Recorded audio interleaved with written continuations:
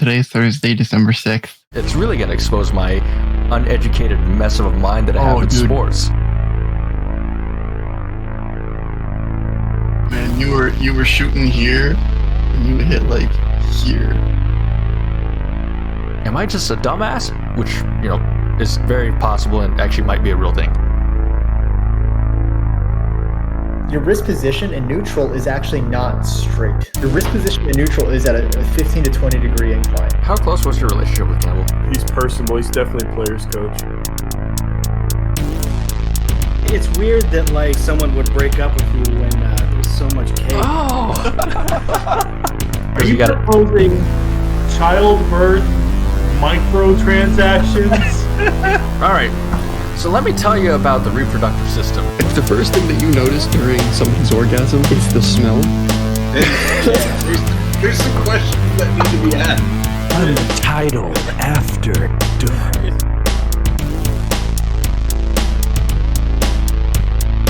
Hello, this is episode number 29, and Graham Valdes. I said your last name correctly, correct? Did I say that? Valdes? Valdes, yeah. Valdes. Nope. Graham Valdes is joining us tonight. He's a former Iowa Hawkeyes high jumper. We're going to get right into this real fast because we're on a time. We're actually on a schedule this time. So, Graham, welcome in. To anybody who's watching and doesn't know who you are, introduce yourself, who you are, what you're famous for, and why you decided to join us. Well, I don't think famous is a little hyperbolic, but I see collegiate personal best here, though. That's what I see. So I don't know. Well, yes. So I am, and I did not mean to wear the Iowa track and field shirt. It's what I worked out in. I did mean to wear it to the gym because I definitely do the has-been move of wearing my practice apparel to the gym. So I am that guy. But yeah, I'm Graham, just like the cracker, same spelling. Went to Iowa. I was there from 2007 to 2012. Did high jump there. Was a walk-on. Was there from the dog days of when Iowa was track and field was finishing second to last, third to last. Big Ten's not last. We never finished last because that was a goal. My first few years there at Big Ten championships, don't finish last. To ultimately redshirt junior year, won Big Tens, finished top 8 nationally at indoors. I think that year's a team. That's because we had some other guys that were ballers. I did not contribute to the national finish, that's for sure. I was not there. But, and then, I think we finished top 5. Big Ten's my last year in 2012. And then ever since then, track program's been doing pretty well. And so then I like to try and just attach myself to it like a pilot fish. Do you guys know what a pilot fish is? It's like the little ones that just attach to the sharks and feed off. So that's where I'm at in my life now, because 10 years later. So definitely like doing the has-been move. But it's fun to watch. They're successful. But so, yes. Appreciate you guys having me on. Yeah, I do the has-been thing too. I'll be walking around the gym in my old YMCA soccer uniform. It only fits on my left arm, but that's besides the point. It doesn't matter. It's there. Yeah, people can see it. They're all like, "Yeah, he knows what's up. He did it. Yeah. He lived it." He played. He played the game. He can break it down. He can analyze it. Who's your team? Soccer. Who's your team? Who's my team in soccer? I don't think he watches soccer. I don't follow soccer a whole lot, but I'm, casually starting to get into it, working my way in with international play. How do you play soccer and or use that as your go-to for your sports example and then not even watch it? That hurts. I don't know a single person who didn't play soccer at the YMCA when they were in second grade. You know one now. Fair. Apparently I do. That's fair. But it's everybody played soccer at some point. That was my number one sport. The original plan was to go to college for soccer. I've lucked into track. Yeah, I didn't. Track was very late in life. Track was, How do you luck into what might be one of the single most athletic things in sports?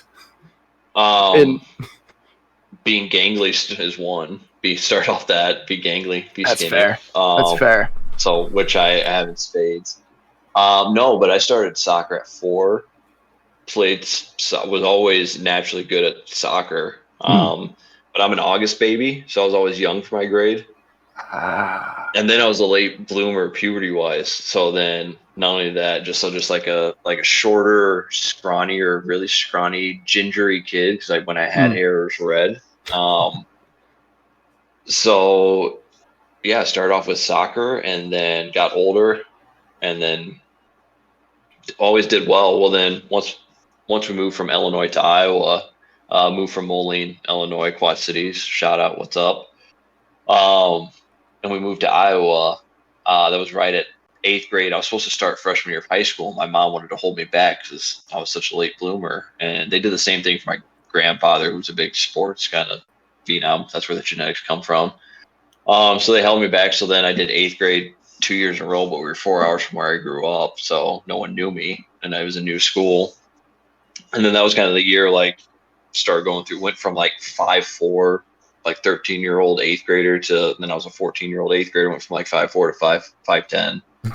Started getting more coordinated, athletic. Yeah, I went from like 14. When I was 14, I went from 13 to 16. I went from 5'4", 5'5" to 6'4". So I grew literally like a Holy foot in 3 crap! years. Jeez. Yeah. That must have been a nightmare finding clothes and like just that fast. Oh, it was. It was. Oh, I hardly like slept because like constant growing pains. But yeah, I just every pair of jeans every like few months was just high waters. Kept getting made fun of. You'd wake up and be like, so, "Mom, I need new pants." It's like, "Those fit yesterday," and you'd be like, "Yeah." Yeah, that's not the reason why he needed new pants when he woke up. I mean, obviously, all that too. Pants and sheets, please. New pants and sheets. But yeah, so then we moved to small town Iowa. They didn't have soccer as like high school sport, and so I did it freshman year. I moved to like right outside of Mason City, Iowa. We'd drive 30 minutes, so I'd go play with like the Mason City like kind of club team. And I mean, it was went well, but again, the plan was I was like, okay, I can try and get recruited for soccer. But then we moved again after my freshman year of high school, so we were up by Mason City 2 years. Moved back to right outside of Cedar Rapids, Iowa. Get a little bit closer to Quad Cities. Didn't want to do the whole drive thing. Plus, I started getting more into football since I was finally like getting a little bit bigger, more athletic. Football, I didn't get crushed all the time in football, unlike middle school. It was great not getting just flattened. So I was like, oh, football's a little bit more fun because I don't absolutely suck. I'm not a tackling dummy. So started getting more serious football. And then, yeah, I got recruited for football, basketball, and track. And then Iowa contacted me senior year because that's when I went 6'6" in high school. Contacted me about being a walk-on at the time, and then that's how I ended up at Iowa, just walking on as preferred walk-on. And then, yeah, soccer was just after freshman year of high school, never really stayed with it. We have somebody in chat who says Emmitsburg, Iowa represent. I don't know if you know where Emmitsburg is, but I don't know if you. I do. They had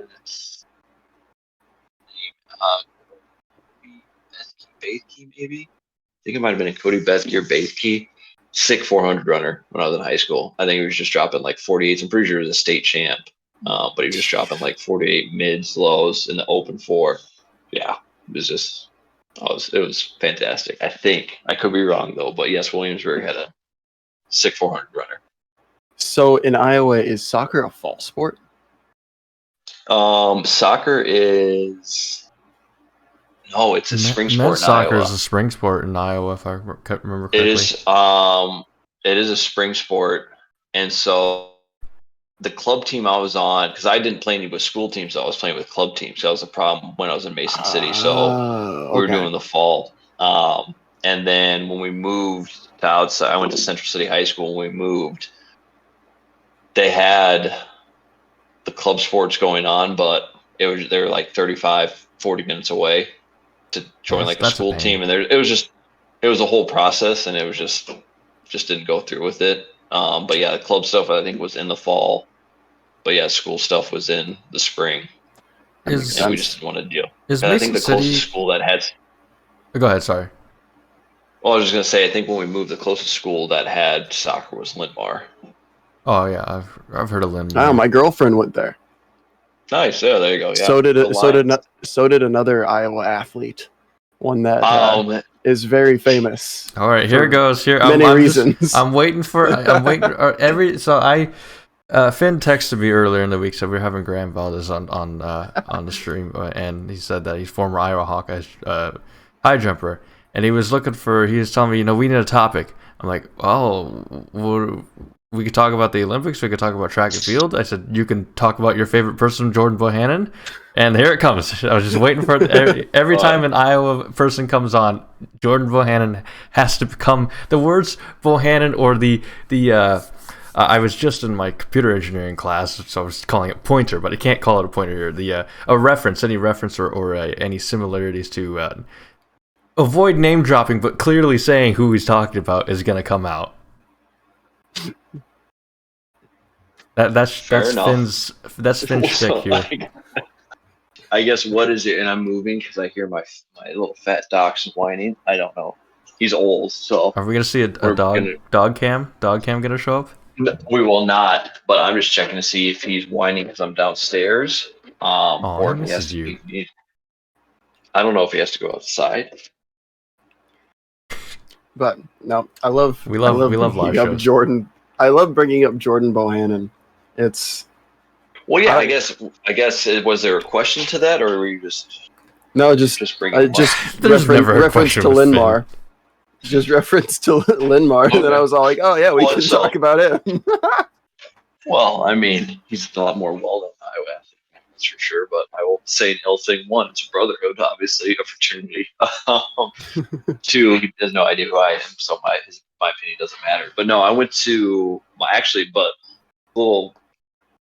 So his brother was a year ahead of me at Linmar, and then went to Wisconsin. But then I had a friend that was on the golf team at Iowa, so I met his older brother once, and then my brother played for Bettendorf High School. Okay. He was on the bench, so he transferred to my high school. No, for basketball. Oh, basketball. So my brother played for Bettendorf the year they beat Linmar in the state championship because I was at that game. His brother's senior year. That's really the most connection we have. Otherwise, never even cross paths because, again, I'm old. So, but he's brought me many joys just drilling 3-pointers over and over again. And I'm also very petty, so I don't care if you have a shitty game. If your team wins, you can leave your shoes on someone else's court. Doesn't bother me. No, that's fair enough. But Graham, you were a high jumper. I also used to high jump. I was awful. I was horrible. I did track and field because I liked track and field and I liked talking to my friends. That's why track's great. I mean, it's the most participated in varsity sport in high school and across the country. And I tell you what, in college, it's awesome because every meet's co-ed for the most part. Are you saying something there? Are you... Yeah, I mean, yeah. It's a great time. There's no hint. It's it's co-ed. Yeah. I mean, you have individuals that are 18 to 22-year-olds, and all of them are in the best shape of their lives. So you have a lot of hormones and great genetics all crammed together in very little clothing. And it's very tight. So, yeah. So that's basic biology. Yeah, so. I'd assume it's an absolute party. But during the Olympics, I saw you on Twitter a lot just going off about track and field as it was going on. And I remember track and field and volleyball were the only two things that I even attempted to watch for the Olympics this year because I couldn't find anything ever. Yeah. I know. That was frustrating. Yeah, it was awful. But I remember watching track and field and before we really talk about your time as a D1 athlete back in the dark ages, who stood out to you the most during the Olympics this year in track? Ryan Krauser shot put performance was amazing. I think every throw he had, 5 out of the 6, broke the Olympic record. I think it maybe is so broke the former Olympic record. He broke it within, I think, his first or second throw. That performance, Sydney McLaughlin, the 400 hurdles. The 400 hurdles just dominated. 400 hurdles, men and women's races were ungodly. Yeah. That race has always pissed me off so much because it looks so effortless, and I'm like, stop. Come on. No, it's not fair. It looks painful. It always looks painful. But yeah, the dude from Forholm from Norway, he made it look a little Oh bit my god, effortless, yeah, that race. Holy crap. Ry Benjamin, I mean, that was the next step in human evolution, in my opinion. It was amazing. But then Cindy McLaughlin, too, made her world record again look easy. And then, Delilah Muhammad, it was, I mean, track and field this year, it was very entertaining to watch. It was prideful at some points. Allison Felix also, because she, like, again, I'm the old guy, so I remember when I remember having ESPN the magazines back when, like, they still sent out ESPN the magazine. I had a subscription when I was like 13 years old till probably when I was 16, 17. They'd have the big pictures. They usually had the posters. Like I had athlete posters, pictures all from the ESPN the magazine all over my room. But I remember reading the article when Allison Felix went from high school straight to pro. I think she had some offers from USC, but she just turned pro. And I remember thinking like 18 pros. It just blew my mind. And then now we're in our mid 30s. I think she's 35 and I'm 33, and that's her last Olympics. But then seeing her go out like that, so I was pretty jacked for that one. So that's probably personally my favorite one, Allison Felix, because I'm old and she's quote unquote old, even though she showed the younger ones how to do it still. So I was pretty excited about that one. And then just seeing some other people, Will Clay didn't do well, but men's triple jump was pretty cool. But I would say probably most impressed I was with the 400 hurdles events. High jump annoyed me. Can you imagine breaking a world record and losing the race? I was just about this. I wanted to bring that one up because I was thinking, man, if you tell people like, yeah, I broke a world record in the Olympics. Oh, nice, but I got silver. What? Like you? I can ish. So I imagine it would be like, because I've PR'd before, gone like 6'11" at a meet. You go 6'11", you PR. That is nutty high. Great. Yeah, but then you still finish 6th. And then the guy that won went 7'6". And then you're just like, well, that kind of sucks. I mean, yeah, that was awesome. I did well, but then I still lost. That is world class height. Well, yeah, the guy lost who eventually became a gold medalist in the Olympics. So I imagine it's like that, but just times like 1,000. Yeah, you'd be like, I broke a world record. But the thing is, you're at the Olympics. You get second or third or whatever. You're at the Olympics still. So you fall back on that. You're like, well, still suck it. Yeah, I was just at a conference meet in college, like still like tears down. So still, yeah. I mean, to be the second fastest human ever doesn't suck either. Yeah, it's really perspective how you look at it. Yeah, you're right. It's always going to be perspective. With anything, it's humbling. I mean, that type of stuff is humbling, but it's because I think that's I think that's why I like track and field so much, and also kind of what's wrong with sports. Because whenever anything happens, it's always a quick to who won, who lose. Like for some reason, somehow, like Super Bowl losers feel god awful. I mean, I know maybe personally for them, it's like ripping your heart out. Listen to a podcast that Peyton Manning talked about. It's like you're having your heart ripped out. He's like, would you rather go 8-8, you win the last game of the regular season, but you don't make the playoffs, but you're ending on a high, or would you rather lose your 14-2 team that loses in the NFC or AFC championship? And it's like heart ripped out. It's like, well, I'd rather have the heart ripped out because at least you're closer. So I guess for the athlete that makes sense, but for the fan, I feel like, especially the way we talk about sports now, we're always ready to pile on the people who lost the Super Bowl, and that's why I like track, because it's like the ultimate opponent. Really, at the end of the day, is a measuring tape or the time stopwatch. It's always a race against yourself. Yeah, exactly. It's pushing yourself because you have competitors, but it's not like wrestling or tennis where it's individual sports where you're going. It's just it's like swimming. Swimming's very similar, obviously. Yeah, that's what I was gonna equate it to. Yeah. What is it like? What Caleb Dressel, is that his name? The American, super fast guy. I mean Aquaman, the real Aquaman. Yeah. This is just a sweet, just American Yeah. eagle, like bald eagle. These colors don't run type tat.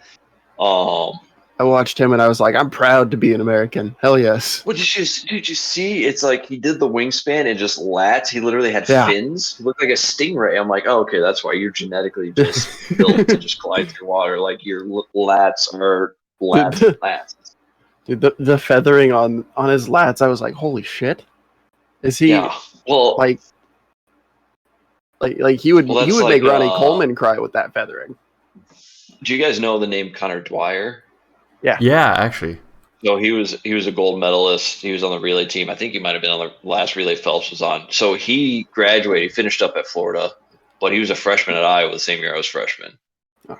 So we lived on the same floor, and then he got really good. Iowa was in a top tier swimming program. He got really good at Iowa, and then he went to Florida. But just because I remember seeing him freshman year, a swimmer. I mean, long arms, gangly kind. But then seeing him at the Olympics, how much bigger he got, and I'm like, you're a genetic freak. Like that makes sense. I'm like, your arms were like, the wingspan was absurd. Because I remember seeing him in person, just being like, are your fingers tickling your knees? Like, what's going on there? You're a swimmer. That makes sense. Okay. And then, got people transfer when it comes to sports a lot. Transfers happen a lot more across all sports. I think that's one thing with D1 sports people don't realize. It's just obviously football, basketball, it's much more important. So people are much more aware there, but like no one cares if the gymnast transfers or the track person transfers. But yeah, it happens a lot. So he was gone, and then like, oh, whatever happened to him? And it's like, oh, he's at Florida, he's an All-American, just dominating. Like, oh, okay. Oh, he's on the Olympic team. Oh, he has a gold medal. Well, okay. Well, there you go. You could flex some people with that. You could say, hey, I lived on the same floor as an Olympic gold medalist. Oh my God. Do you know how, I try and work into most conversations somehow that I was a D1 athlete. Could you imagine if you had a gold medal, even being an Olympian? That's why I say, like, how would you feel, back to your question, if you ran a world record but then got second? I don't know. I would feel shitty in the moment, but 2 weeks later, I'm definitely updating that on my Tinder profile. Like, second fastest in the world, second highest high jumper in the world. Yeah. Yeah, it's like, you're applying for a mortgage. You might want to be careful with having second fastest in the world on your Tinder profile, though. Definitely should have the race specified. Yeah. Definitely should. Yeah. That's fair. That's it. The details. I could just imagine some people applying for a mortgage, and it's like, I once tackled Spencer Radler. It was a great time. It was a great time. It's like, that's not going to help you here at Rocket Mortgage. One, it's called Want To, so or you just go. Well, the thing is, if you take back from Spencer Radler, you need to go to Enterprise because they're employed Division I athletes all the time. And I'm not kidding. That is big. I had a lot of teammates that worked for Enterprise. Whenever I saw those commercials, how they employ a lot of D1, I'm just like, they're not lying. You sent kind of interviewed with Enterprise, and they knew you were a D1 athlete. They're basically going to bring you on. What? That's so weird. No, I could see it because you're a name. So you're going to probably. It's not even the name. It's just, that's the thing. One of the, I guess, stigma, people think D1 athletes, they think we're, football players, basketball, whatever it is, think dumb jocks are getting help, like free people doing homework for them or different things, like especially North Carolina, those rat bastards. North Carolina effed it up for all of us. Because when I was back in my day, the first one I said has been, quote, we couldn't do online classes at all. So like when you're as an athlete, and I'm not sure, I'm assuming it's all levels, but because my freshman year was the inaugural year of the Big Ten. So 2007 was my freshman year at Iowa. That was the first year Big Ten Network started. I remember watching in my dorm room the Michigan App State? Appalachian State game. I remember watching because my first game that year for Iowa, I said earlier, the Facebook memories popped up 14 years ago. Oh my God, gross. It was Iowa Syracuse. It was a night game. So I remember being in my dorm room waiting to go tailgate because I didn't drink at the time.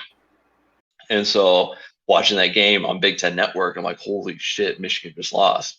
And then went to tailgate. So we had I think that first week of classes, like syllabus week, they have all the athletes, all the teams. We went to one of the big buildings, the auditoriums, one of the basically essentially like what's big lecture hall, following all the athletes there, and they talk to you about basically do's and don'ts, all this stuff. At that time, Facebook was still in its early. I think at that point, Facebook, you still had to have a college email address to get a Facebook account. That was like the glory days of Facebook. It was heaven. It was like Eden. Like, think of how shitty Facebook is now, and just think of the exact fucking opposite. Because all it was literally a bunch of like horny college kids just firing off statuses like, Graham is Jack. Like, I see my Facebook memories now, and you see your statuses like, Graham's going to class, Graham's on to bigger and better things, and it's fucking lame but awesome at the same time because you remember what it was like, and you didn't have to worry about your nana seeing your Facebook or your fucking crazy ass like redneck uncle just saying like fuck mask, like none of that bullshit. It was Eden, and then Mark Zuckerberg's pissed on it. So thanks. He was a serpent and Eve all at the same time. Whatever. Yeah, moving on. Suck the Zuck. Yeah. So I don't even know where I was going with that. Anyway, so it's Facebook slideshow. So they literally had a Facebook slideshow, do and don'ts, what we couldn't have for pictures. Because if you're an athlete at Iowa, and I'm sure most university schools had this, like you're representing. So they would have people on the athletic department create fake profiles, or they had like the younger staffers try and add you on Facebook. So then that way they could get access to your pictures and see if you're posting stuff. Track team, by the way, I would say we were very bad at that time, was predominantly that Facebook slideshow. We like to joke around that our drinking team had a track problem. So that's where kind of our priorities were when I got in freshman year. So like I said, I used to not drink, quickly changed. Peer pressure is a mother effer. I'll tell you that much. Yeah. But the thing I remember most is they're going through the do's and don'ts, the Facebook slideshow, which by the way backfired, because by the time I was a senior, I realized it was like a badge of honor because I ended up on it. Wasn't my fault. It was a volleyball player's. She accepted one of the athletic department's friend requests and then saw all of our triple Xmas. Yeah, we had a triple Xmas party. Saw all the photos. It wasn't from mine. He told me because he was laughing about it. I was like, that sucks. So I ended up on it because I was in a Santa hat and tiny red underwear with some teammates and some volleyball players. There you go. We were celebrating Jesus. Okay. Hey, Christmas, so whatever it takes. You were leaving space for Jesus. He lived in the desert climate. We were just trying to mimic the wardrobe. That time of year. So it's a pagan holiday anyway. It doesn't matter. But anyway, moving on. It's just look. I grew up Catholic, kids. You're an atheist. You grew up Catholic. Anyway, you're very right there. You're so right. Not gonna make it religious, but not an atheist. But just saying, Christmas is pagan. Anyway, I was a history major in college. I did like class. Well, that was back to it. I was a walk-on, so I was on an academic scholarship, so I had to go to class. I had to keep my GPA at a certain level, and that's why I chose history. Don't use it. I'm in sales now, so that's worthless. But use it as it was a fun degree to go to because it was interesting to go to. But anyway, Facebook slideshow was a badge of honor at that point. So the underclassmen always come up to you like, "Oh, I saw you on the Facebook." I'm like, damn it. But then the thing I remember most is they had literally a stack.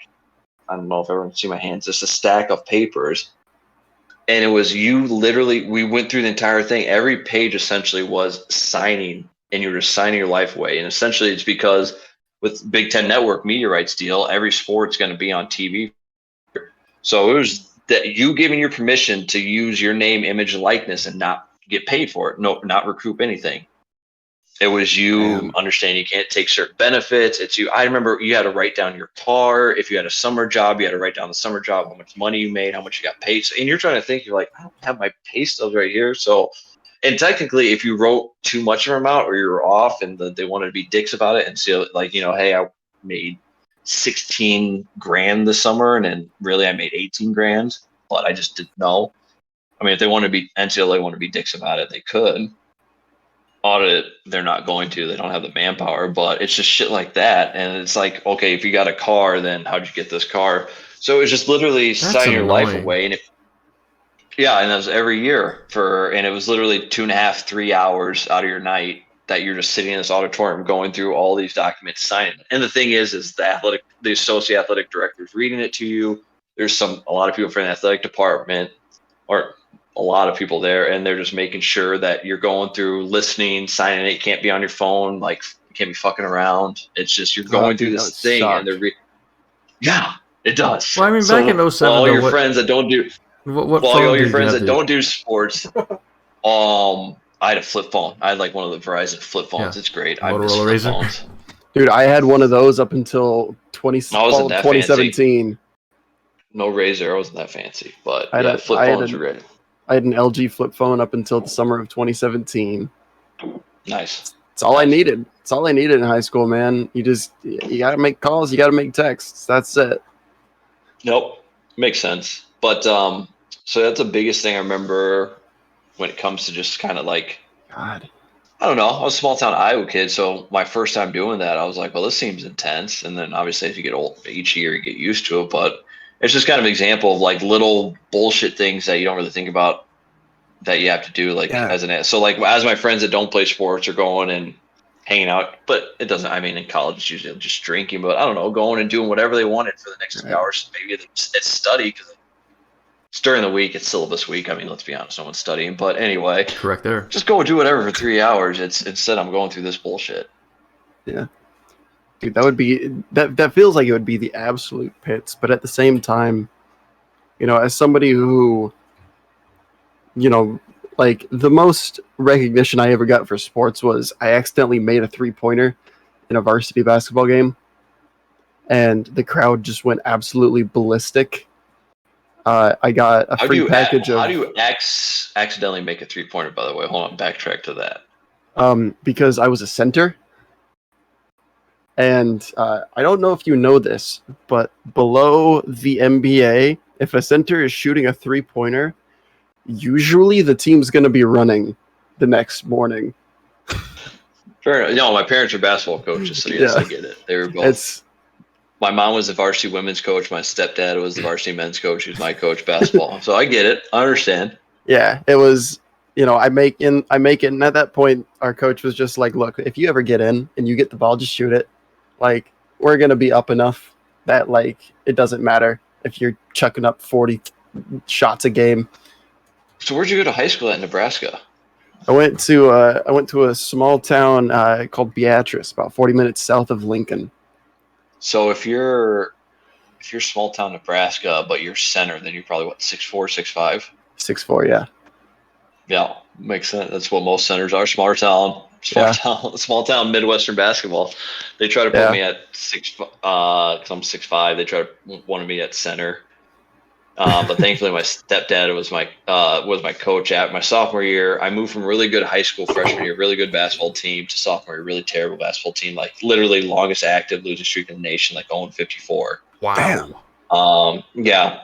My junior year, my stepdad took over. That's when my brother moved in from Bettendorf, so he would get playing time because my stepdad wanted him to get recruited because both my parents played college basketball. And so he became our coach. We won our first game. They actually legitimately did a news story on us because we broke our losing streak. They did a news story my sophomore year because we had like the longest losing streak in the nation. Then they did a story on us my junior year of high school, because we finally won a game, and actually won 2 games in a row. We went like 4 and whatever. But was there? Please tell me there's a parade for that too. No, there wasn't. But so I get it. But that was the first thing. I was 6'4" my sophomore year, so they wanted me to play center. But my parents wanted me to go to college, and they're like, "There's no 6'4", 6'5" centers in college. Like you start working on your jumper." So, but no, I get it. So if you accidentally made a 3, but you played center, that makes sense. But yeah, tall, gangly little fella, 6'4". I like it. Yeah, it was tough, man, being 6'4" and like 135 pounds senior year. It's the worst. And I was eating so much. It was constant, it was constant food going in. And I did cross country. I was a high jumper. I was a high jumper and 400 runner in track. Dude, cross country was so much fun. You kidding me? I would go through and I would just try and have conversations during the JV race. And I'd be going through and I'd be finishing in like 18, 19 minutes. So it's not like I was slow in a 5K. But I'd be like trying to have conversations with people the whole time. And they'd be like, dude, fuck you. I hate you. And I'm like, hey, man, hey, I'm just trying to be friendly, whatever. And I'd move on to the next guy. And I hate long distance running. That's why I try to get good at track because I hated having to run. Yeah. I ran in high school, but I did football because I didn't want to do long distance. I don't like cross country. Well, I like watching it because I think it's badass. I just don't want to do it myself. I love watching people race. Like Mo Farah, one of my favorite athletes of all time. Oh. So the reason I went to Iowa is because of one of the long distance runners.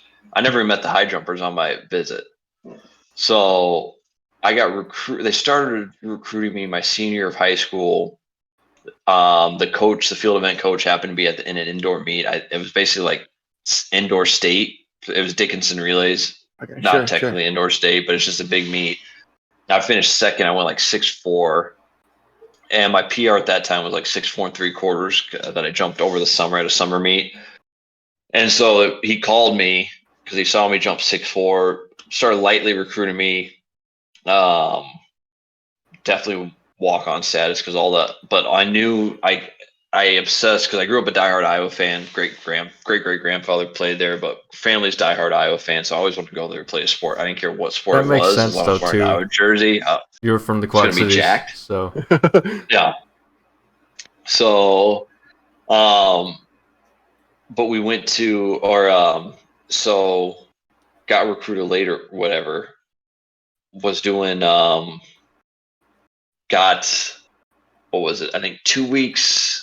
2 weeks later, I had a meet, and like the next week, I was supposed to go on my recruiting visit. And in that time, I PR'd by 2 inches, so I went from like 6'4" to 6'6". So on my recruiting visit, they were a lot more excited about me being there, but they had messed something up because it was just an unofficial visit. I never went on an official visit, and then the high jumpers were up at like the indoor track watching tape, and I was at the outdoor track with everyone else. But I just remember sitting there watching, and his name's Micah Van Dennen.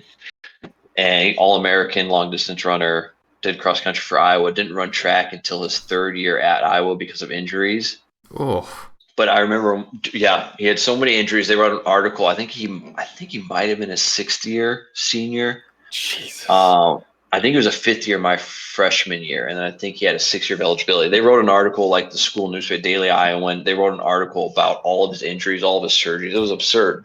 But every time he ran, the first time he ran the 5,000, he broke the school record.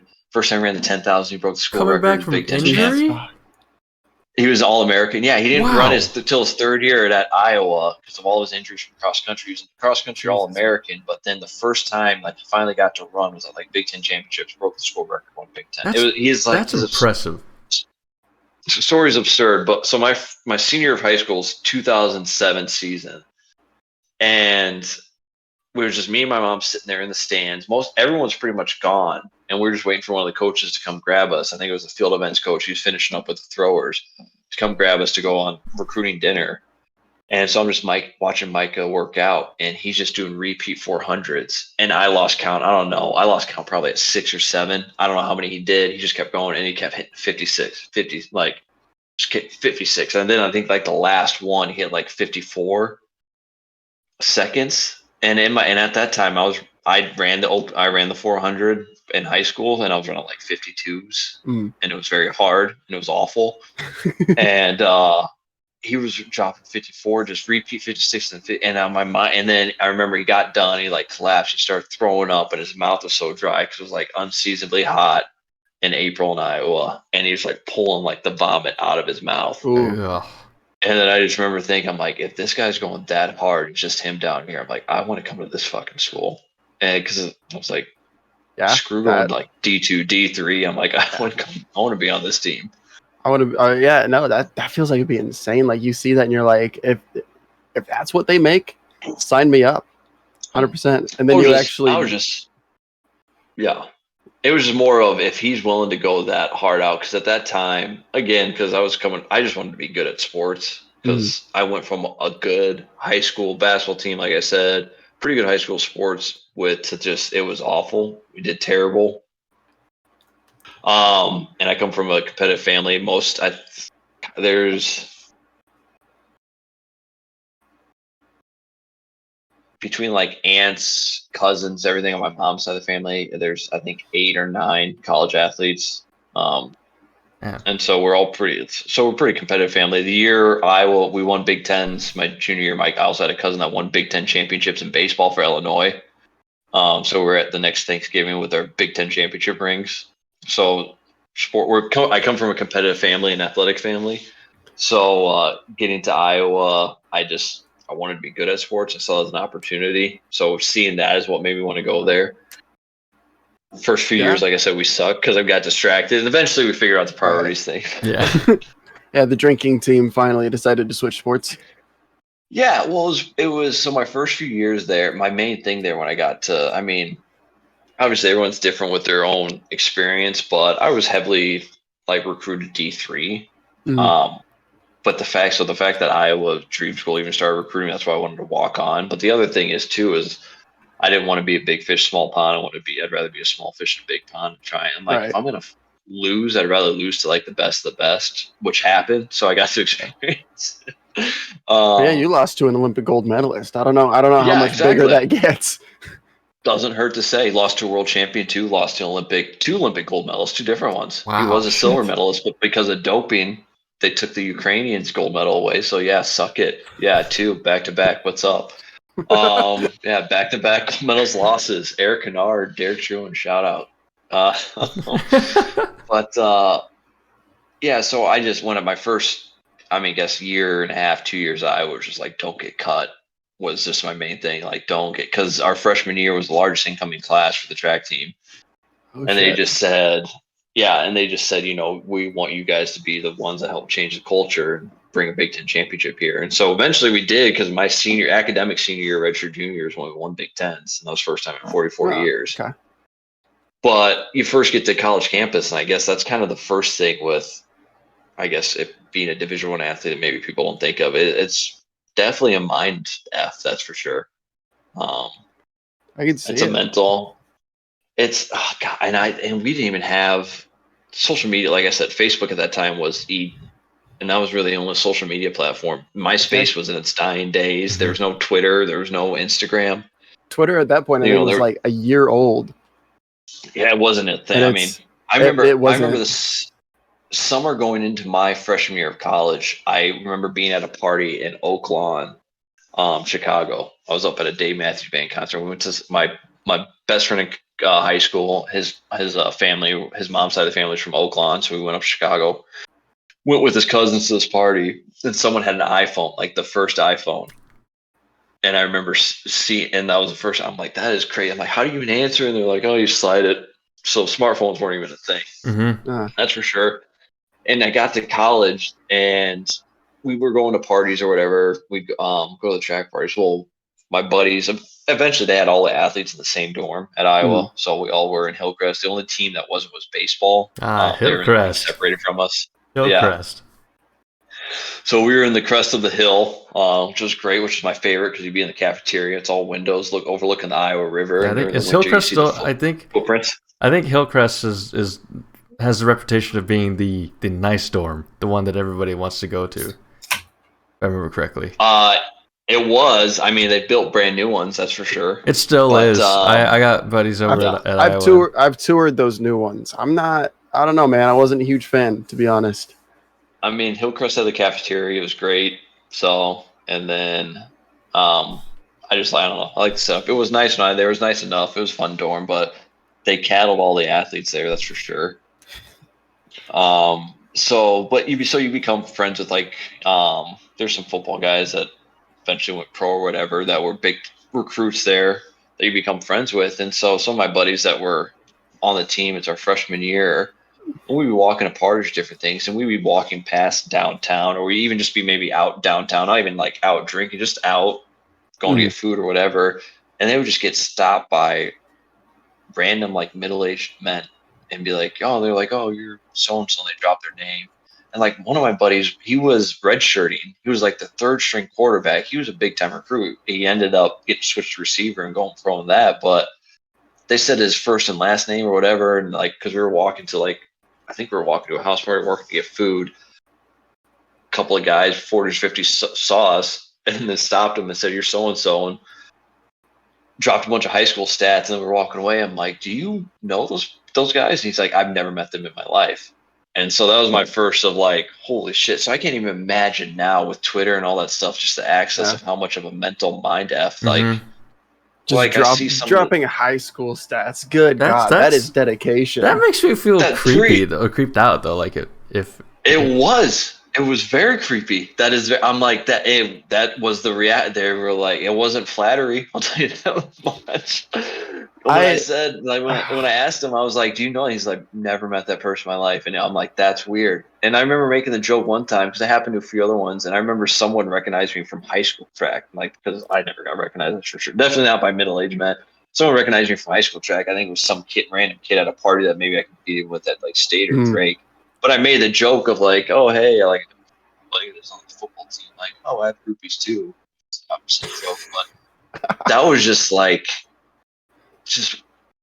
It was because they tell you when you get there, like people are like paying attention to you or have attention on you, and they're kind of waiting for you to mess up.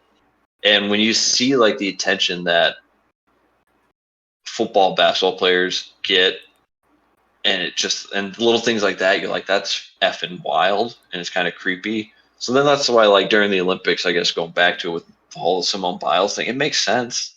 Oh yeah, like mental health is. I can't imagine being on that level. It would, I mean, I could see how that's definitely a big time stressor because. I mean, she had teammates. She had teammates saying like, if we were going to do what she did, and not be 100% focused, not be like, "I'm here, I'm ready," they were like, I'd break my legs. Yeah, it's dangerous. Can you imagine being that good? You know, you're so good that you get penalized for being that good, and people are all like, you need to compete. All right. Yeah. People haven't done anything like, "Oh, soft. You're soft." Oh no, or she just doesn't want to paralyze herself. There's that too. It's like I can guarantee you, even when you're in the right mental state, every gymnast. While I was at Iowa, it seemed like there's a new gymnast every week in a knee brace immobilizer. Like what happened to you? A torn ACL? Okay. Didn't that just happen to like 3 other people in the last 3 weeks? Why do you keep doing this sport? And you know, there are some athletes that are just at a freakish level, like Simone Biles. I can guarantee you she'll be back in 2024 ready to try and compete for the United States. Because I hope she is. But she's just that like physically an X-Men, built character of some sort. Built different. Yeah, I'm pretty sure that Stan Lee wrote her into something. And next step in evolution, obviously. Yeah, no. And like we're seeing so many things that are just like that. So many athletes that are just like that. And it's all starting at the collegiate level. You know, you said that you competed against multiple Olympic gold medalists, a world champion. You know, you think about it, those are guys that are beating the people of old. You know, I'm sure that you know of, I can't remember how to say his name for the life of me, Swedish high jumper Stefan Holm. Oh, yeah. You know, have you seen his training videos? Oh, they're ridiculous. Like, he scares me. He holds the world record for largest jumper to bar differential on a made attempt at 5'11". He's a small human that is just he's fucking Mario is what he is. Just put a mustache on him. What do they say? What do they say? His Achilles tendon can take literally 2.1 tons of force and convert it into almost as much pressure or into almost as much energy coming back up. How many people can do that? He gets beat. The guy that beats him gets beat. And it all starts, I mean, for the most part in track and field, you see it start at the collegiate level. And that's, you know, that's something that... Yeah. It's because there's not a lot of money in track unless it's not like football or basketball. Mm-hmm. I mean, if I could go back in time, would I do it all over again? Yes. But preferably as an Iowa basketball player, just so I could go try and play overseas. Because I would quit. Like, I started off as a walk-on, but by the time I finished my career, I was 6th in school history with my height. I was equivalent level, I'd say, like, if people ask how good we were, I'm like, I was okay. I guess I would be the guy on the basketball team that was probably could maybe play overseas for a few years. You were you were Austin Ash. No, I traveled and played. I played, so yeah, no. Hey, no, don't you dare diss Austin Ash. I love that man. I do. His threes are fun, but no, I was on the travel roster I played, right. So I have some humility, but hey, I was more of kind of the Joe Toussaint of last year. No, I wasn't that good because I think Joe's way better than I am, and I have high hopes. I was a glue guy. I was slightly under what Kriener probably would because I don't think I would have gotten the MVP of a Euro League. Yeah, I like Kriener. So, I got to interview him. He's a good guy. He likes the Kobe 8s, I think. His shoe that he likes. I loved watching him play. I loved him. He was always very fun. I enjoyed watching him play. He did all the dirty stuff. I like guys that do dirty stuff because that was the thing is. My original plan, so I went from thinking I was going to play soccer in college to then I was like, well, both my parents play college basketball. I'll try and play college basketball. But I knew it wasn't good enough to play big time. And if I somehow made it D1, I'll tell you, Ash would have played more than me, that's for sure, when it comes to basketball term. I'm like, but if I have any hope, I'm going to have to be like a Tayshaun Prince type, just role player, but do all the grimy stuff. That was what I love Tayshaun Prince, but so that's why I like guys that do all the little things that kind of go unnoticed. It's just so I'm a big Kriener fan. But yeah, I mean, I thought about trying to compete pro with track after, but I needed a third knee surgery after my last year, and there's really no money in it. I got a guy I competed with, my teammate Eric Sawinski, who had an American record in a 600. He made a world indoor team, made a world outdoor team, amazing. Finished second at nationals in the 800.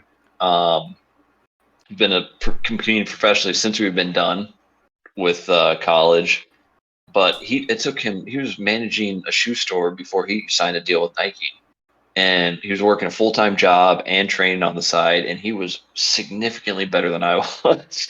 And so that's why when I was done, I was just done. But that's kind of the thing, since there's no money in track, the pro guys, there's no reason really to jump. It doesn't make sense to leave. So then people stay, free college education, get your degree, but then so you're just getting piss pounded by pro level people. Well, like I mean, Derek Druin, who was a gold medalist from Canada, he jumped 7'10". I think his PR 7'10.5". Jesus, I think he jumped 7'8.5", 7'8 3/4 his last year in college. Jesus, but fuck. I mean, your gold medalist jumping that high. I mean, I don't want LeBron's the GOAT, but whoever your top 5 NBA player is, can't touch it. That's just imagine they're going pro after their freshman year of college, one and done, right? Yeah. Well, just imagine if they stayed and they're a 4th year senior, just shitting on, or 5th year because they redshirted. Yeah. Imagine Carmelo Anthony staying on 5 years at Syracuse, kind of thing. Because people may like to make fun of Carmelo now, but back in the day, he was Melo unreal at Syracuse. Melo is the reason that I'm a Knicks fan. I owe so much to him. So imagine Carmelo Anthony from his 5th year at Syracuse, just staying because there wasn't enough money to go pro in NBA. So he wants to get his degree to make sure he has a communications degree for his pharmaceutical sales job that he might fall back on.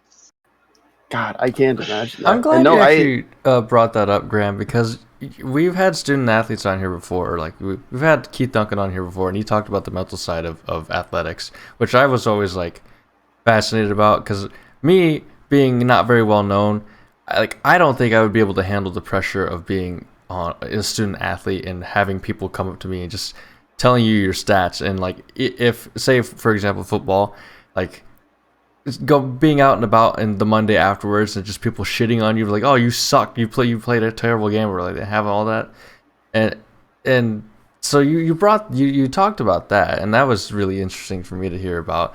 And also, you're also the oldest, or sorry, the student athlete with the most experience of life. There we go. Yeah. We'll put it that way. And you can give us a perspective of post college student from a student athlete? So would you? I guess what's the question you want me to? What it's like post Yeah, life? what was it or also like talk about after college? the for mental you? aspect. Either mentally or even just what you do now. Well, I guess quickly commenting on what you said, like the Monday after a loss type of thing, Keith Duncan. One, it's funny, you reference Keith Duncan because I say high jumpers are like kickers because high jumpers are head cases too, pole vaulters. The real technical stuff, it's, all so you high got. jumpers. And That's all you have. I was a punter in high school. That was my goal. I was planning on walking on to Iowa trying to as a punter, but thankfully they recruited me for high jump because I would have just probably been a tackling dummy all over again. It would have been a vicious circle times a loop. But no, one of my buddies that was a starting receiver who didn't have a great the year Iowa was 9-0, and then lost to Northwestern 9-1, but playing Ohio State for the Big Ten championship, he had a few drop touchdown passes. Didn't have a great game, and being out and about after that, after the bars or walking in between the bars, just out downtown and hearing what people might say when they recognize and realize what was absurd. I may or may not have been driving through downtown and had to jump out of my Jeep to help him while he's fighting for people because they started talking shit. Oh, man. Thankfully, he's a large human. So, yeah. So it does get sucky, the mental aspect for those bigger sports, more attention, more ridicule. So that's one positive about being a sport no one really cares too much about. Until you get in trouble, then everyone cares. Anyway. Facebook slideshow? But... yeah, no, or arrests. But anyway, I guess life after my whole thing when I was done, I knew I needed a third knee surgery. I was competing on my meniscus torn for the third time, competing on it second time torn, but I had torn it a third time. Knew I needed that. They thought I tore my labrum in my hip when my fifth year, my red shirt, when I came back, because I came back my fifth year from the first time I tore my meniscus, and then found out it was torn again, and then also they thought I tore my labrum, but I didn't. It was just bad cartilage again. So I had a lot of injuries. I was just I remember I way underperformed. I didn't make a second round of nationals. I choked at a big meet, which was kind of a recurring theme for my college career. The best I ever did at a big meet was when I had a mild concussion, because that's how much of a head case it was. I literally had to get a concussion. I performed great and PR'd, but didn't make it a second round of nationals. But I wasn't even pissed at the time. I was so tired, and I was like, I'm just done. I'm just tired of this. I'm tired of being in pain. I'm ready for the next step. So the first few years, I didn't really miss track. And then I think once you get kind of past that, then you start getting a little bit older and realizing, I think the biggest thing is, I remember thinking my last year, because I was in so much pain because how bad my hip was, knee, everything. We'll have to do maybe a podcast for another time if we talk about opioid abuse back in the early 2010s. Because when I was in college, it was before the opioid crisis was known, and there's definitely a crisis going on. There is a crisis in college athletics. I always say it's kind of messed up. ESPN was using Juice WRLD song for the college football commercial that they played last year, because he died of opioid overdose. And that is a pretty prevalent thing, opioids in college sports, that people don't know about. But anyway, another time. We're intrigued. Another time. Yeah, that could be an entire that could be like a multi-hour episode, 100%. Oh, definitely. So, and sorry, my phone is literally about to die, so we'll end shortly after this.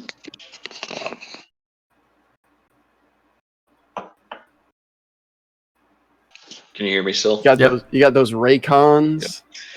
No, I got the JBLs, but it started getting choppy, so I have to click them in. Phone's about to die. Don't worry. We'll end on this. But no, my last year of college, I remember thinking, I can't wait till I'm kind of don't wake up in pain every day anymore.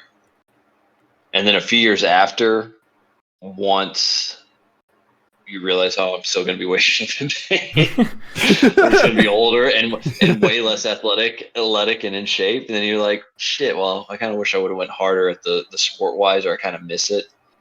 Because, then it's like, well, maybe I should have trained a little bit longer. At the end of the day, no, I shouldn't, because I can't imagine if I would have kept going. But it's just, you don't miss you don't even miss competing them as much. You do a little bit like the competition in the arena. I'm sure probably football, basketball miss because they're getting a lot more attention. I don't know, maybe miss that side, but I guarantee everyone misses the most. It's the locker room stuff. It's the traveling. Yep. It's the team. It is. We're at the. That's why I always say I'll never refer to anyone that was a teammate of mine in college as, oh, it's a friend of mine. I always say it's a teammate because it's something different. I learned early on in college, if you wanted to get a girl to dance with you, you said, hey, do you want to dance? Do you and your friend want to dance with me, my teammate, and not friend? Because when you said teammate, they always usually said yes. Learned that very early. So play that card. As a skinny, scrawny kid that was 6'5", 150, play the teammate, play the athlete card as much as you can. Because I always did track because I was like, it's a team and it's more than friends. It's, you can't say family. Well, but that's like, what it's was hilarious team. is guys would always use track as a sport to hit on girls at the bar. Because other people knew too. Like if you're at Iowa, I'm sure Iowa State's saying there's no big time, a lot of jersey chasers. Yeah. I don't know if that's politically correct. I don't care. It's what it was. Jersey chase. But a lot of my friends that were women would come up to me like, "Hey, this guy says he's on the track team. Is he?" And I'm like, I have no idea who that person is. But it was always the skinny guys that were saying they were track team because they can't say they're. Oh yeah, I'm a linebacker. You're $160. What do you mean? Yeah, cross country. I'm a cross country run. Yeah. So I was the go-to for my friends that were girls to make sure the guys were they actually playing sports or not, or they were the guy that got they were on the track team for 3 weeks and got cut, and I'm like, no, he got cut. So, oh, absolutely cold-blooded. Oh yeah, not even about it. Yeah, because the thing is, you're not going to let people run around and talk about that because that's why we didn't team. like the hockey. Well, and that's why we didn't like the hockey team at Iowa. They weren't an intercollegiate team, so they'd all wear their hockey gear, their club team.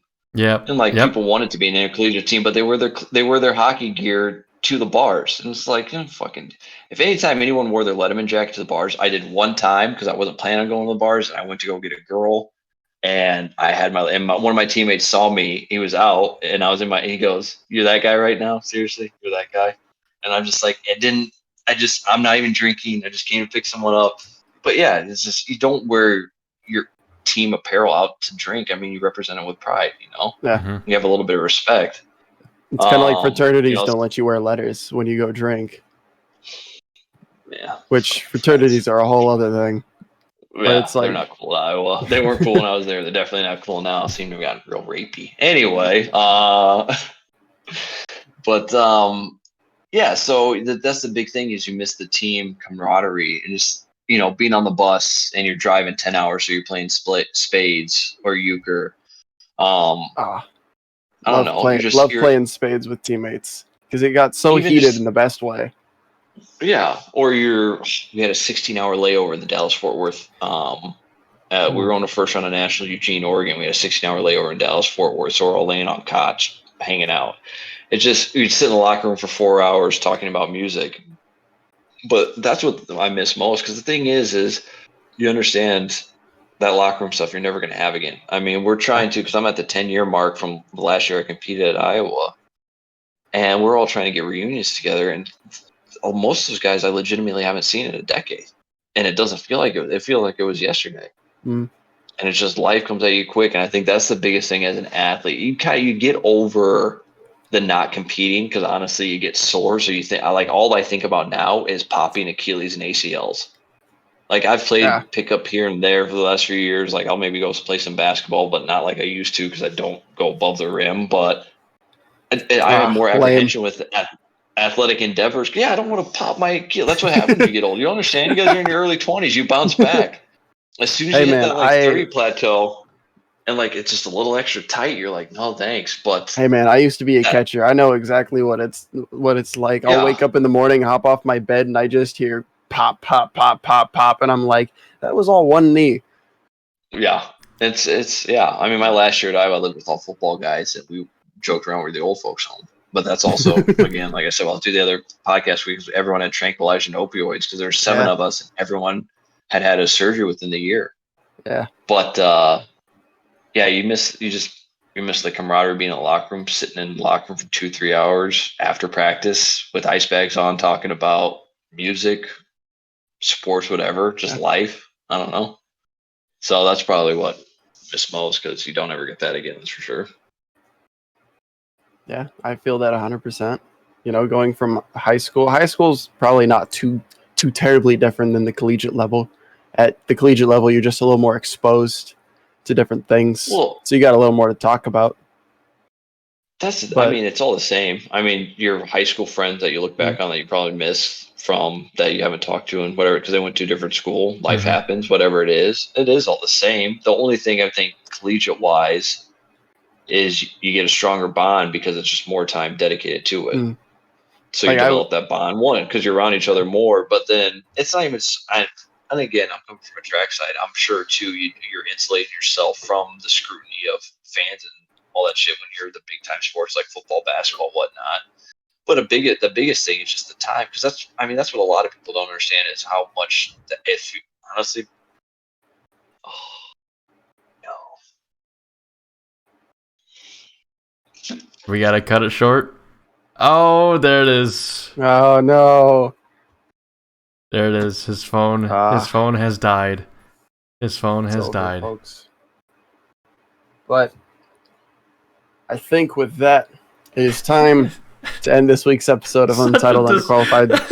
This is such a depressing ending. Like, it's just like damn. That is the most Untitled Underqualified. Hopefully I think he will come back, because I'm not sure how he was using Discord on his phone. If you aren't aware, we do our episodes through Discord, and it feels bad because it confuses so many people. And Discord on mobile still isn't the best with video calls. No, the codec's insane. Like, if you see the quality of his call, it was really, really good. It would skip a little bit, freeze, skip a little bit, but for the most part, I liked it. But no, like Graham was saying, and like, I did show choir in high school. I was a huge nerd, and I am still a huge nerd, but no, not happening today. I just no cake today. No, it doesn't feel right for this episode. No, it really doesn't feel right. But hey, we tried, folks. Oh, but there he goes. Thank you, Graham, for being on. We need to get it back on, though, because he has a really interesting perspective. He has a lot more perspectives that we didn't get to. Also, Graham was an absolute treat of a guest. Absolutely one of, I think, the top guests that we've had. And we obviously haven't had a ton of guests. So every time I say that, you say that for everybody, though. After everybody, we have great guests. Okay, we do. I agree with that. We have great guests, but going back on what Graham said real quick, before we end here, I did show choir in high school, and it was always very important to me to, be friends with the guys that I did show choir with. And we legitimately, like, the instructor would walk in and we'd all be in just this massive pile in the middle cuddling, all of the guys. The girls would be like off on the sides of the room, and we'd just be in the middle just cuddling. And he'd be like, again? And we're like, yeah, we were cold. Like, what are you going to do about it? Like, what do you want us to do? Like, that camaraderie is something that you just can't get back. It's something that you look back on and those are the best memories that you have. It's very rarely, oh man, I made this amazing play. That was the move that made LeBron cry. No, it's usually like, oh yeah, I remember we did this, and we get back to the bench. It's the stupid stuff that you do outside of the actual or even just what happens between you and your teammates. It's like, oh, this happened and this happened. We get back to the bench and coach goes, I want you guys to do this. And I go, well, what if we do this? And the team was like, yeah, let's do that. And then we just, and it's like, that's a good memory because maybe you guys all came together as one entity in the middle of a great moment.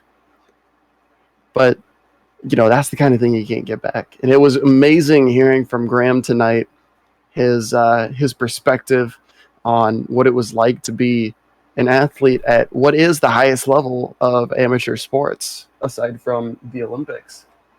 Absolutely loved hearing from him tonight. Jason, do you have any final thoughts for this short episode of the Untitled Underqualified Podcast, episode 29 on Thursday, December 6th? Yes, actually, let me get to some things here because we had to get going just because. Well, I didn't know that was gonna happen. I don't think any of us really knew that there was a battery. I forget with people on mobile that hey, they have batteries, so that we gotta worry about. But yes, this is episode number 29. We had Graham Valdes on today. He's again, like I said at the beginning, I really breezed right through it, rushed through it. So I want to make sure I actually get it out there clearly. He was a former. If you didn't pay attention for the past hour and 12 minutes, or hour and 13 minutes, he was a former Iowa Hawkeyes high jumper, and there were a couple things that were on screen that are a little bit. Actually, there was only really one thing. That was the first overlay that we had used with the guest this season because we haven't had a guest at all until now. But Twitch had a new goal integration now, so I put a goal down there, just a follower goal. The follower goal primarily it's not really for me. It's more for the people that watch us. Because once we get that follower goal, it opens up a lot more opportunities to interact with you guys even further. Which I'm upset that Twitch doesn't already have that. You have to. It's almost like you have to prove that your people are watching you to have those enabled. And here's the thing, maybe you will have 8 dedicated people. Maybe you just have, and that happens a lot with a lot of streams. You have thousands of follower streams or hundreds of follower streamers, and they really only have consistently 6 same people going over watching the streams over and over again. And I wish Twitch kind of rewarded those people, the people that we have in chat today. You were just really so we're working towards that. It's not really, to be honest, the only reason why I care about affiliate status is just to open up the features that allows for us to have with the viewers. This isn't really my channel because I don't really stream on it. It's kind of more just our channel at this point. So that's why affiliate doesn't really matter that much to me because it's a group channel but it's my name on there. It feels weird. So it just really, I don't know, for me. But also, secondly, Cyhawk game coming up. If you are going to the game, please stay safe as much as possible, especially with ESPN coming back. The last time ESPN was here, yeah, it was awesome, but at the same time, it was kind of messy. Not because of ESPN, but after the game, it was a little bit messy for what happened. So, if you're talking about the band thing, that turned out to be literally nothing. Well, I'm not going to say it's literally nothing because I don't know the actual details. Maybe you do. What was it? They determined that things were just getting thrown around, and they ended up in the crowd or in the band. Here's what I then the band ended up knocking into themselves, and they obviously that should be investigated as, was it an accident? Was it on purpose? And you should always treat it as it was on purpose until you can prove that it was an accident. I agree with Garbage Heap here. Go Cyclones. But the thing that I know about it is honestly, none of that really would have happened if the band went out the correct entrance. Or exit, that too. Exit. That too. Goddamn. So I'm not gonna completely absolve the band though of any or blame the band too, because I won't blame the band at all, but the band director needs to. If these the claims, I'm one of those people that's if claims of sexual assault happen, you have to really look into it, really look into it. If those actually did happen, by actual Cyclone fans. You're just now hearing about this? I didn't hear sexual assault. I just heard assault. No, there are sexual assaults. That's what I heard. I've literally never heard about. Yeah, I heard there were sexual assaults. Oh no, I had not heard anything about that. And at all. That's why I want to clarify when I said this wouldn't have happened if the band went out the correct entrance. I'm not saying that if they did go out the correct entrance that this is. Everything's fine and dandy. No, I'm gonna blame it was allegedly Cyclone people did that, and I'm also gonna tear them down too. I'm gonna say that hey, there's no excuse for that. So what if the band went out the the wrong exit. Like you're that doesn't give you permission to do that. Like no, like it's horrible. So hopefully everybody. I'm just hoping everybody behaves this year. And we're here to have a good time. You know, all the trash talk that happens. I've tried to stay off Twitter this week just because. I'm not. It kind of brings me down seeing. I get it. It's all like shit talk and everything like that. But it took 2 quote tweets to be blocked by Sam. It gets to the point where with Cyhawk right now. I mean, it wasn't this bad last year. It wasn't this bad, or sorry, not last year. The last time it wasn't this bad. The last time, and it wasn't this bad the year before either. But it just feels like it's getting worse and worse, and more personal attacks are going off and everything like that. Like, come on, like. Learn how to actually troll and insult people without actually, or like playfully insult them. Like don't actually attack their own personal lives and everything like that, and make fun of sexual assaults or God forbid, because this game's gonna be held on the 20th anniversary of 9/11. Make a fucking 9/11 joke about it. Like, Jesus, what the fuck's wrong with you? I'm sorry, I'm swearing, but I'm serious. Like, what is wrong with you to make? So I don't know. I just want people to be safe and have a good time. The Cyhawk rivalry in recent years has been slowly getting toxic, more toxic than ever. I compared to 4 years ago when I first went to my first Cyhawk game. Everybody was having a really good time, and both fan bases were coming together. I know you're on Twitter and you're probably not listening to me, but both fan bases were coming together. No, I was texting Graham. Oh, I was messaging Graham. Oh, I apologize for making any accusations on you. But I want to return to that. I do agree. I want to return to that camaraderie. We need to keep it clean. We need to keep it a little bit cleaner. We need to have a little more respect. At the same time, let's have some good trash talk. Some good trash talk. The "you suck, we're better" it's played out. It's old. Find something better. Come on, man. Yeah, good trash talk. We're to the point where like both fan bases, it's both fan bases. They need to learn to be able to dish it out properly, and they also need to learn how to take it properly. Not just also, we still have 2 1/3 years left before we can make 9/11 jokes. This needs to be remembered by everybody. Okay, I don't make the rules. Okay, I'm missing the reference here. South Park. Oh, 22 1/3 years. Oh yeah, you're right. You are correct. 22 1/3 years, and then I legitimately will start making 9/11 jokes that are tasteful. I won't be all like something about like, oh, that went down worse than the or harder than the Twin Towers, because that's played out. It's old. It's tasteless at this point, But like, if you can make a tasteful joke at that point, it'll be all like, hey, man, look, it's been a while. All right. 22 1/3 years. It's a cultural thing, and I believe that it's a good cultural thing because that means we can grow from pain and suffering. Not so much suffering, but we can grow from tragedy, and we can learn to become a better nation because of it. We've already built the Freedom Tower. We're working on 2 World Trade Center now that one's done.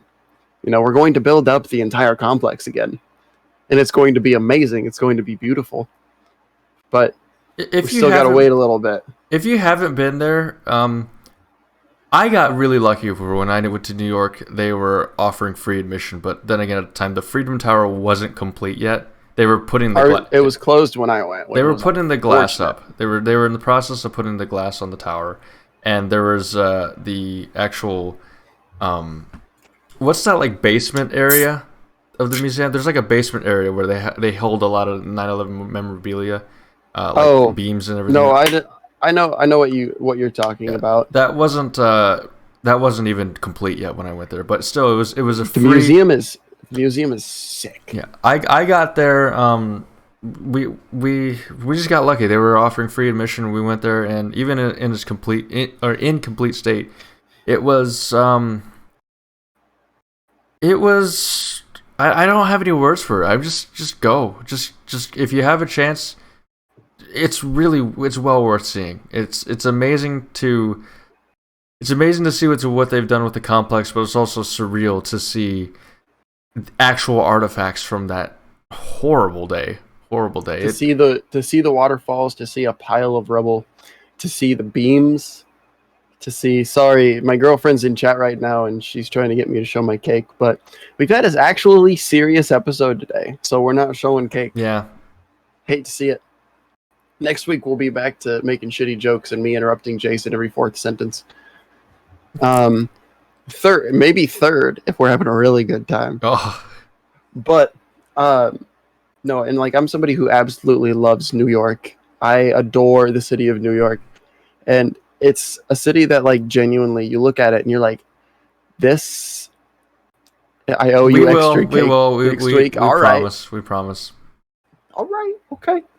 But like 9/11 shouldn't be something that we look back on and we try to protect. It's something that we should look back on and we should try to grow from.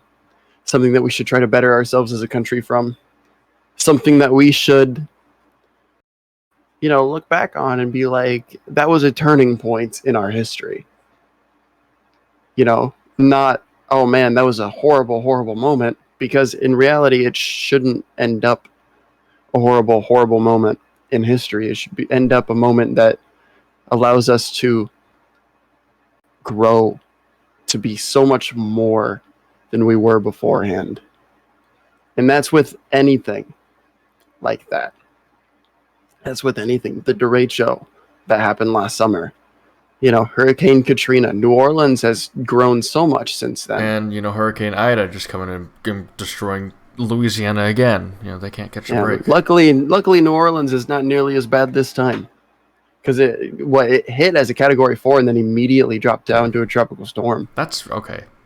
I want to briefly mention, you mentioned Katrina. I want to briefly talk about, with how 9/11 happened. I went to New York 2 years after 9/11 happened.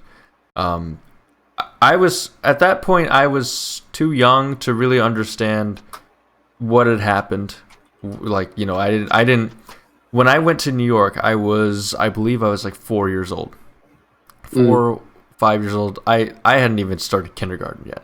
I barely remember going to New York that time. But I do remember that the Statue of Liberty was closed. When we tried to go to Statue of Liberty, it was closed. I didn't understand why until like I came back actually home. And we're like, oh, they said, 9/11. And then I started learning about 9/11 in school. So, and then with Katrina, that happened in 2005. I went to Louisiana, I want to say 3 years later. And the shittiest timing, huh? But here's the thing. Like, it's these images that you see, you could hear about all these things happening. You could see it on the news and everything. But it's not until you actually go there and see, this is 3 years after.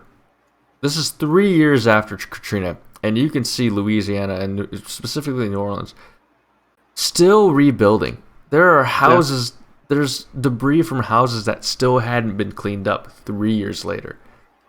Those things are just, I don't forget those things. Yeah. So, no, natural disasters like that are way, way harder to recover from than, something that I would argue is we could consider contained, like 9/11 was very contained. Mm-hmm. Yeah, okay. Plane crashed into the Pentagon. All right. It took out one side. That's one side of a 5-sided building. In reality, very, very large 5-sided building, by the way. Yes, and stupidly large. Yes. Okay. I've seen it in person. It is. You never understand the scale until you see it in person. It's literally miles long. People will take their lunch break. They get like an hour lunch break typically. And they'll just walk around it multiple times to get miles in. Right? That's nuts. But that's pretty contained. Okay, the World Trade Centers wasn't as contained as that. However, the entire 7 World Trade Center complex was what ended up being taken down. Well, not the entire thing, but like three and a half of the buildings of the something like that. And like overall, that's easier cleaned up than an entire city that wasn't targeted. So like, that's the kind of thing. Also, like I said to my girlfriend in chat, today is September 9th, a day that means a lot to me. So it is 9/9 day. For those of you that are fans of Andy Samberg, Terry Crews, I don't remember the guy that plays Captain Holt, But yeah, Brooklyn Nine-Nine. Nine-Nine! One of my favorite comedies. Love that. Watch that with my girlfriend. Such a great show. But with that, I think that it is time to end today's episode. Thank you again to our special guest, Graham Valdes, for showing up, learning new technology tonight to help us out and give us some perspective on being a Division I athlete, especially as a small, he was I wouldn't say small town, but, a relatively small town kid, that, like me, had aspirations to play sports at a higher level. And then he actually managed to do it. Unlike me, when you only jump 5'8" in high jump, you're not going shit. Hell, I shouldn't have been on a high school varsity team. But I could say that about me with tennis too. We'll try to get Graham back on again though, because he has a very interesting perspective on another darker side of college athletics that would definitely seem like, you should probably listen to that, because anytime that we can hear anything behind the scenes, I'm invested. I can also say that for Skeet. We're invested on behind the scenes stuff and learning about what's that stuff. Oh, yeah, I love talking about stuff like that. Something like this is going to be a big episode for us. So if he ever comes back on, hopefully we'll try to get him back on again sometime. We would love to hear from that. But with that, you can find us. My girlfriend's already calling me on Discord. Goodness. No, thank you. So with that, I would like to say you can find us on any platform. Live every Thursday night at 9:30 p.m. Central Time at twitch.tv/crunchbar33. You can find us on Spotify, Apple Podcasts, Pandora, Amazon, whatever platform you listen to your podcast to, you'll find us there. Ladies and gentlemen, this has been the Untitled Unqualified Podcast, and with that, roll clones. Roll credits. Everybody stay safe. We hope to see you next week again. Have a good night. Bye-bye.